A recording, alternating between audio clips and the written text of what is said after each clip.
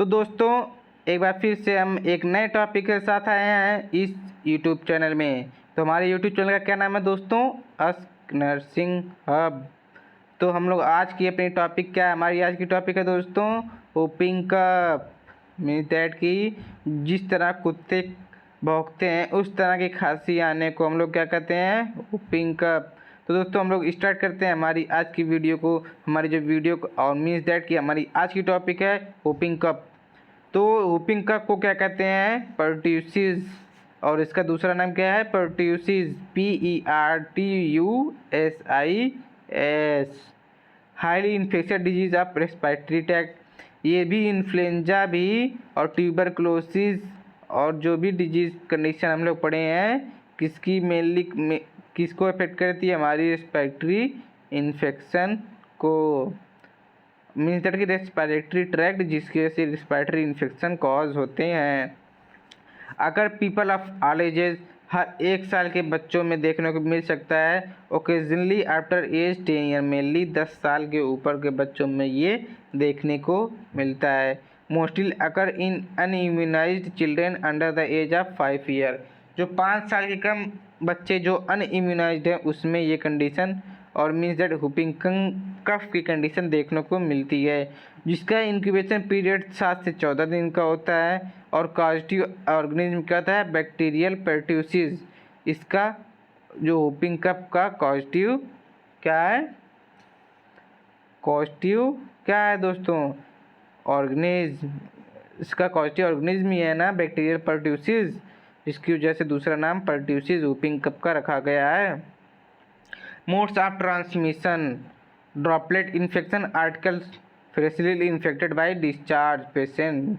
जो articles use हुआ है वो प्रॉपरली डिस्कार्डेड है कि नहीं है। उसके बाद सिम्टम्स क्या शो होते हैं वूपिंग कफ के? अगर सीवियर कफ होती है तो प्लीज़ मीन्स दैट कि ज़रूरी है कि क्या होगा दोस्तों? Chest pain. सीवियर कफ है तो सलाइवा सेक्रेशन डिक्रीज हो सकता है, इंक्रीज हो सकता है। स्नीजिंग और running nose are found in their symptoms of whooping cough. Loss, low grade fever, high grade fever था तो लो ग्रेड फीवर हो गया। एपनिया और pause in breathing, means that dyspnoea की कंडीशन भी हो सकती है और वोमिटिंग की कंडीशन भी देखने को मिल सकती है इस कंडीशन में। तो इसका प्रिवेंशन और कंट्रोल क्या होता है? मेनली ट्रीटमेंट क्या होता है वूपिंग कफ का? Children immunised by DPT vaccine, diphtheria pertussis और टेटने जो वैक्सीन होती है उसका यूज़ होता है। इरेथ्रोमाइसिन एंटीबायोटिक्स का यूज़ कर सकते हैं। Patient put to bed in well in ventilated room, patient को प्रॉपर वेंटिलेटेड रूम में सेट करना होगा। और discharge from nose and throat should collect properly on other disinfection. Means कि प्रॉपर हम लोग एक पेपर इन्फेक्शियस का यूज़ करेंगे जिसमें हम पेशेंट के प्रॉपर जो कि उसका जो भी प्रोसीजर उसको मेंटेन करेंगे।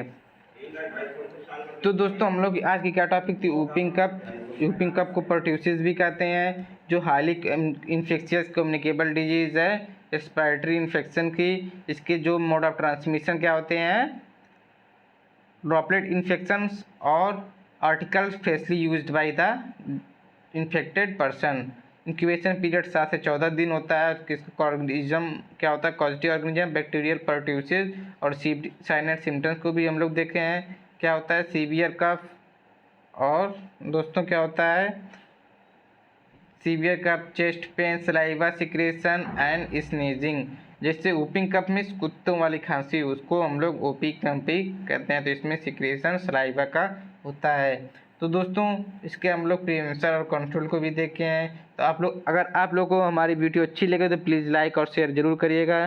Thanks for watching my video. Thanks a lot friends for visiting to my channel.